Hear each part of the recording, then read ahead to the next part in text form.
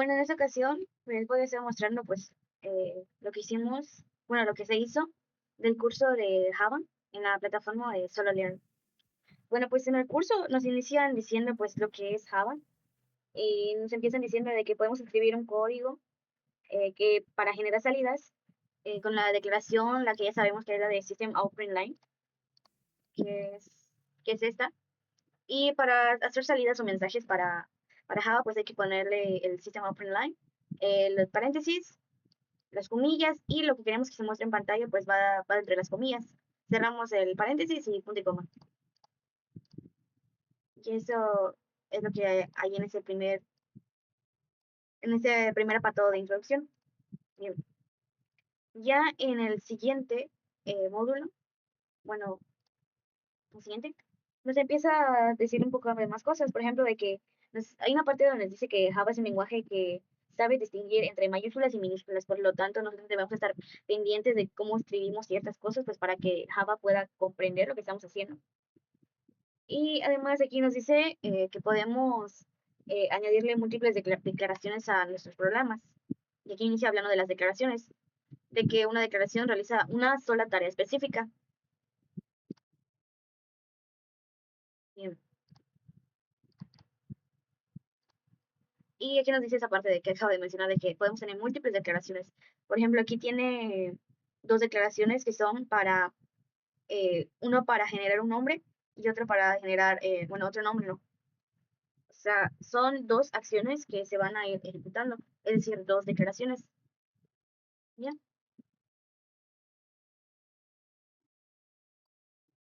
Bien. Vamos con el siguiente. El siguiente es estructura del programa. Bien, aquí en la estructura nos dice que pues todo en Java es una clase y que además debemos empezar a usar usando pues la clase. En este caso, aquí tenemos la clase de demo, que sería la demostración. Otra vez, tenemos nuestra clase de demo y dentro de ella establecemos una declaración, el sistema open line, y aquí le hace que muestre en pantalla header. Bien, también nos dice que durante el transcurso de esta parte, nos dice que el método main es el punto de partida de nuestro programa, ¿no? Y además de incluir las declaraciones que deben ejecutarse dentro de nuestro programa. Por ejemplo, aquí en este caso, tenemos a la clase y dentro de la clase tenemos a nuestro método main, que es donde vamos a tener las declaraciones que vamos a ejecutar, ¿no? Y es técnicamente de lo que habla este apartado.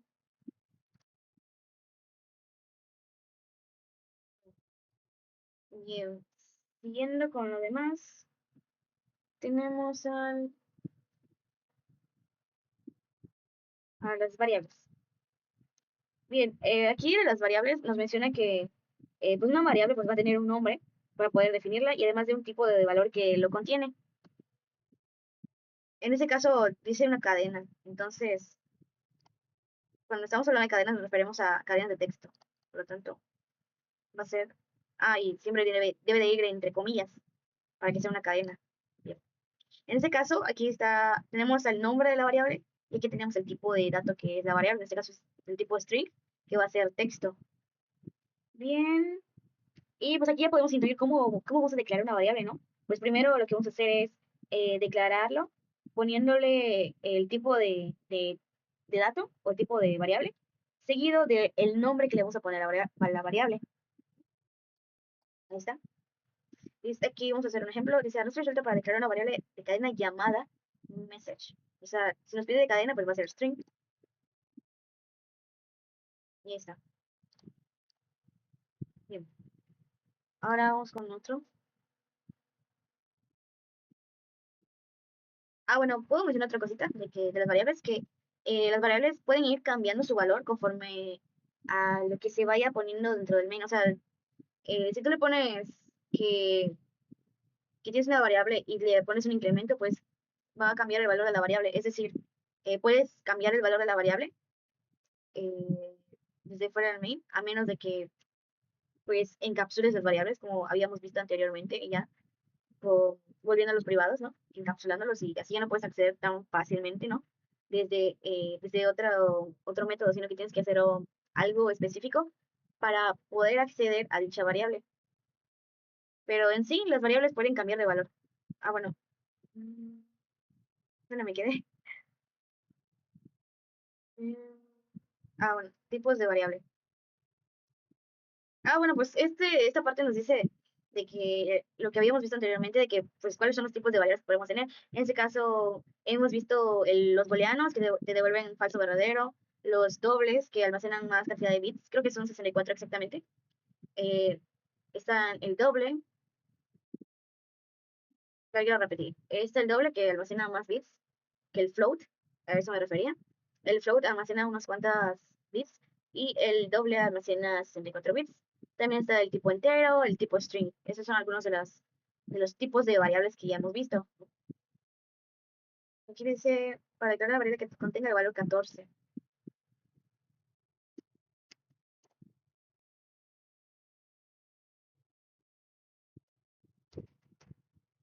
Int price. Ahí está. Bien, esto es de lo que habla este bloque de este módulo. Bien, vamos a seguir con otro tipo de variables. Aquí haciendo matemáticas. Pues aquí técnicamente simplemente nos enseñan a ya empezar a usar más variables. Por ejemplo, aquí tenemos la clase demo y aquí está el main. Nos dice, aquí tenemos que la variable x va a ser entera y que lo está asignando a 6 y la variable y que es entera lo está asignando a 3. Ahí está. Bueno,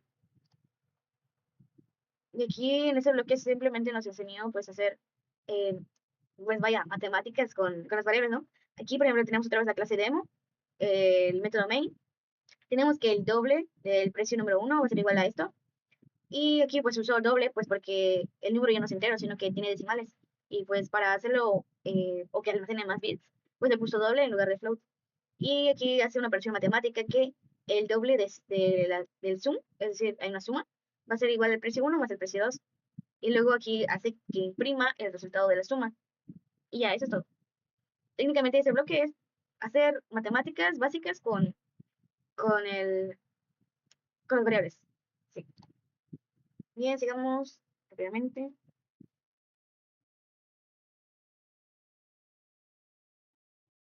Pues sí, comentarios de Java. Bueno, esto rapidito.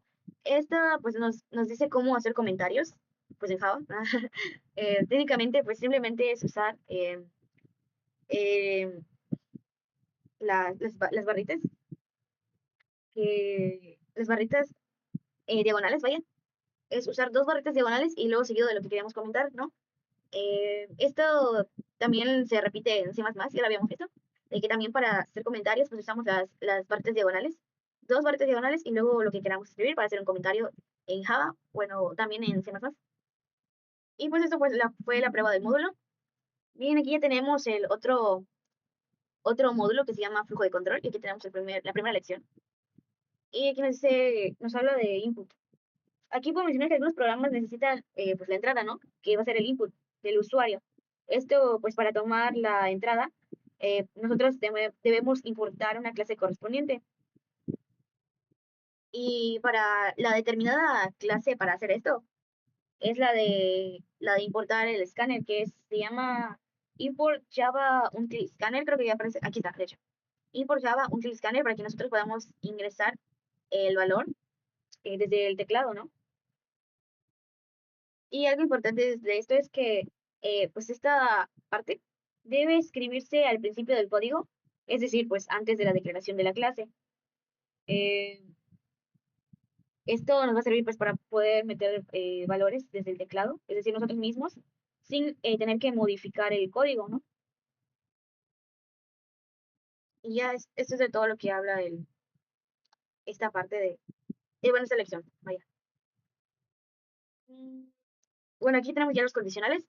Ya sabemos, bueno, puedo decir que se sabe que las condicionales pues son el if, el while, el for, el while. Esos serían algunos de los condicionales, ¿no? Bueno, aquí está el if. Y aquí nos da pues algunas nomenclaturas de bueno, de la simbología que hay, del menor que, mayor que eso es no igual o es igual a. Y nos empieza, para poder empezar a usarlo, ¿no? bueno, aquí nos dice, arrastra resuelto para generar open si el valor time es menor que 20. Y entonces, si time es menor que 20, pues se va a mostrar en pantalla open. Aquí entonces lo que falta es system out print line. Y ya está. Pues estas son las condicionales. En este caso aquí está la if. Ya sabemos que if cuenta de una condición y algo que se va a hacer si se cumple con esa condición. Y también puede tener un else, que es en caso de que no se cumpla la primera condición, que se ejecute eso. Y ya está. Bien, sigamos con otro.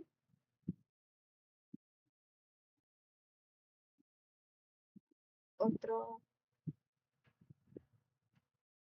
La declaración switch. Bueno, la declaración switch no es nada más y nada menos que un if, pero el hecho de hacer muchos if para poder hacer algo que puedes hacer simplemente con un switch case, pues en ese caso pues te ahorras muchos if, muchos else, ¿no? Entonces para esto está el switch, que son casos.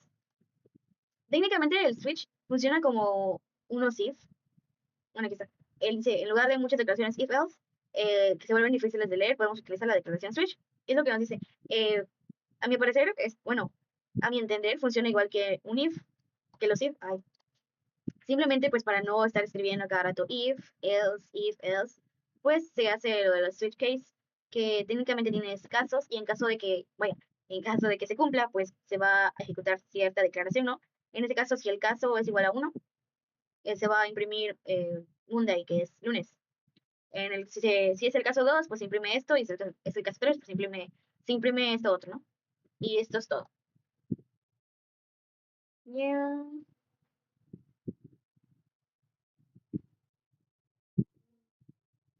Luego las condiciones múltiples.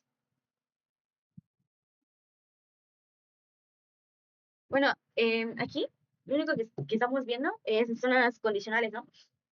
En este caso que es el OR y el AND. En este caso dice si la edad es mayor a 18 y la edad es menor a 50, es decir, que debe estar en un rango de mayor a 18 y menor que 50. Ya que no incluye el igual, significa que no incluye el 18 y que no incluye el 50.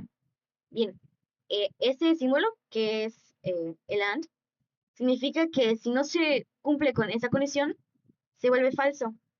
Y si no se cumple con esta otra, pues es falso. Para el AND debe cumplirse ambas condiciones para que sea verdadera. De lo contrario, pues siempre va a ser falso. En comparación con otro uno que debe estar aquí, que es el OR, que son como dos palitos parados. Y nos vuelve a dar casi lo mismo, ¿no? Si la edad es mayor a 18 o la altura es mayor a 150, se va a imprimir esto, ¿no? Aquí la diferencia del otro es que si se cumple uno, pues va a ser verdadero. Es decir, si la edad es mayor a 18, si la edad es mayor a 18, pero la altura no es mayor a 150, pues lo va a imprimir de todos modos, porque el OR lo que hace es que solamente evalúa uno de las condiciones, y si uno al menos eh, si al menos uno es verdadero, pues se va a tomar como todo como verdadero. Y ya, esas son las condicionales. Bien, ahora sigue los bucles while. Estos pues nos ayudan a repetir un cierto bloque de código varias veces, eso para no volver a estar copiando varias veces el código, sino que mientras se tenga una condición, pues que se siga repitiendo nuestro código, ¿no? Dice una declaración double while, ejecuta rápidamente una declaración objetivo mientras una condición dada sea verdadera, lo que había mencionado. En este caso, pues, mientras x sea mayor a 0, se va a imprimir a x, y luego se le va restando 1, ¿no? En este caso tenemos que x es igual a 3. X es mayor a 0, sí. Se imprime una vez y luego se le resta 1, queda como 2. Luego 2 es mayor que 0, sí. Entonces se imprime, ahora vamos a tener 2, ¿no? Ahora, 2 es mayor que 0, sí. Se imprime y luego se le resta 1. Y luego se le resta 1. Ahora, 1 es igual a, es mayor a 0, es verdadero. Entonces se imprime otra vez y luego se le resta otra vez 1. 1 menos 1 me da 0. 0 es mayor a 0, no. Entonces hasta ahí se deja de Bueno, hasta ahí termina el bucle while. Hasta que cierta condición sea falsa, se acaba el bucle. Pero mientras sea verdadera, se va a ir repitiendo y repitiendo. Y eso es todo. Bien. Bien. Y aquí tenemos otro tipo de bucles, que es el for. Y para el bucle for tenemos una estructura definida que va a ser, tiene tres componentes, que es el que es el iniciador, o sea, donde define en cuánto está nuestra variable, la condición y el incremento que va a tener el bucle for. Y aquí nos dice algo, el bucle for es mejor cuando sabemos el número de veces que tenemos que ejecutar el bucle. Bien. Y eso es todo para el bucle for. La principal diferencia es que el bucle for lo usamos pues cuando nosotros sabemos cuántas veces queremos ejecutar un código, ¿no? En cambio, el bucle while lo usamos cuando eh, queremos, lo usamos cuando queremos que el bucle se acabe hasta que nuestra condición se vuelva falsa, ¿no? Bien, ahora seguimos con las matrices. Las matrices. Bueno, voy a resumir esta lección, bueno, este módulo. Bueno, aquí podemos saber que una matriz pues almacena varios valores en una sola variable y además necesita declararse al igual que una variable, ¿no? Esto con los elementos que va a contener una matriz. También nos dice, bueno, voy a entrar a uno. Aquí hay una parte que me interesa. De que dice que para declarar una matriz pues es necesario definir todos los elementos en corchetes, así como lo tenemos. Primero necesitamos el tipo de valor que va a tener nuestra matriz, perdón, seguido de dos corchetes y el nombre de la matriz. Y luego aquí nos da dos opciones para poder declarar en una matriz. Puede ser en dos líneas o en una línea. Y aquí vamos a ponerle la igualdad a new, que sabemos que new es igual a crear un objeto nuevo en memoria. Es decir, estamos creando una matriz con 5 elementos, ¿no? Eso es lo que define la matriz, la cantidad de elementos de una matriz. Bien, es importante saber que para crear la matriz tenemos que especificar el número de elementos que contendrá, pues utilizando la palabra esta, new, new. Bien, ahora vamos a otro. El siguiente es algo de bucles con matrices, sí. Bueno, aquí nos dice que pues, para hacer un bucle de matrices necesitamos saber cuántos son los elementos que contiene nuestra matriz. Y en caso de no saberlos, pues nos ayuda con una parte que es el length, que nosotros podemos usarlo si nosotros no sabemos cuántos valores tiene nuestra matriz. ¿No? Bien. ¿Y en qué genera ese código? System out line. En este caso, pues va a imprimir la cantidad de elementos que contiene el, el- la matriz, que son 3 en este caso. Bien. También podemos usar el bucle for para las matrices. Aquí tenemos la típica estructura del bucle for, que es el iniciador, la condición y el incremento. Ya, esto. Bueno, ya luego llegamos a lo de los métodos, que es el último módulo. Es el último módulo. Y pues ya sabemos que pues un método es un bloque de código pues que nos ayuda, o bueno, está diseñado para realizar una tarea en concreta, ¿no? Y ya sabemos que los podemos reutilizar ya definidos una vez y podemos llamarlo varias veces. Eso para llamar un método, pues simplemente escribimos el nombre del método y ponemos comillas, o sea, abrimos y cerramos comillas, perdón, paréntesis. Y luego ponemos punto y coma para poder llamar un método. Bien, vamos a ver. Por ejemplo, aquí tenemos un método que es void, que es decir, que no va a retornar nada, un método void. Y nos dice System Out Line, welcome. Es decir, pues aquí se está mostrando en pantalla el bienvenido. Y aquí luego dice, soy un método. Y luego dice fin del método, ¿no? Bueno, aquí técnicamente lo que hace un método, pues es ejecutar todo de una, ¿no? En lugar de, de que tú llames a esto, por ejemplo, en lugar de que tú llames todo este bloque de código uno por uno, lo que hace es llamas tú al método y estos se van a ir mostrando, ¿no? En lugar de hacer uno por uno manualmente. Es la gran ventaja de tener un método o cómo te ayuda un método. Bueno, eh, también puedo mencionar que, bueno, otra cosa que tienen los métodos es que pueden tener parámetros y se pueden utilizar dentro del código, eso sí tienen que ir dentro del código, ¿no? Y pueden, bueno, para definir los parámetros, pues deben de ir dentro de los paréntesis luego de haber declarado el método. Y también eh, puedo mencionar, bueno, técnicamente los parámetros pues van a estar disponibles para el método y van a ser como variables de de los nombres pues, dados, ¿no? Creo que aquí en esta parte no hay ningún ejemplo de los parámetros, tiene que ser en la siguiente lección. No, aquí está parámetros de hecho. Bueno, aquí tenemos a nuestro método que se llama welcome en este caso, que es del tipo void, es decir, no retorna nada. Y aquí está nuestro parámetro string name, que va a ser nuestra variable a la vez. Bien, aquí ya quedó todo lo de los parámetros. Simplemente, repaso rápido, los parámetros van dentro del método, dentro del paréntesis, para poder definirlos. Bien, siguiente. Aquí hay una parte que dice devolviendo métodos. Y bueno, esta parte es la de ¿cuáles son las opciones de valor? Bueno, aquí está un ejemplo. Aquí está otro un ejemplo de lo que había mencionado anteriormente. De que tenemos un método llamado perk. Y aquí tenemos sus parámetros, que es doble. Es decir, aquí está definido a num como doble y y al porcentaje como entero. Pero el resultado va a ser de tipo doble porque es como está definido nuestro método. Bien. ¿Cuál es el tipo de retorno del siguiente método? Es string. Bien.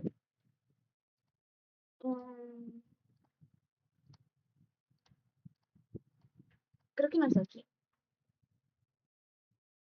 Bueno, bueno, la cuestión de que yo quería llegar era que era recordar otra vez cómo se llama un método, ¿no? Pues el método ya sabemos que lo podemos llamar escribiendo dentro del código el nombre del método seguido de dos paréntesis y el punto y coma, y así ya estaríamos llamando a nuestro método. Bien, otra una cosita que puedo mencionar es que también usamos el return, pues para retornar un valor, ¿no? Para devolver un valor de su método. Para devolver un valor de su método. Y asimismo, vamos a decir que el valor de retorno se puede asignar una variable que va a ser al momento de llamar al método, se le va a asignar a esa variable, ¿no? No sé si entienden. Es que no me acuerdo en qué parte de estar esto es lo que estoy mencionando. Ah, aquí está. Aquí está. Aquí está. Dice, ahora podemos devolver nuestro resultado utilizando la palabra clave. En este caso tenemos un método, que es el perk. Tenemos aquí tenemos dos parámetros, que es el porcentaje y el número, declarados con distintos tipos de dato, pero el método siempre va a ser doble, el tipo doble. Y dice, el doble del resultado, estamos haciendo una declaración, el doble del resultado, perdón, el resultado, que es del tipo doble, es igual al número por el porcentaje entre 100. Y aquí lo que hace es almacenar pues, este valor dentro de la variable res y luego retorna el valor se retorna perdón, se retorna la variable res que contiene el valor que se realizó en esta declaración. Es decir, pues nos está devolviendo un valor que fue resultado del método. Y eso ya es todo para el retorno. Y ya, pues eso fue todo lo que se aprendió durante el código, pues, perdón, durante durante el curso de Solo Learn. Y de hecho he terminado todo, lo del nivel principiante, bueno, de la introducción, y obtuve mi certificado.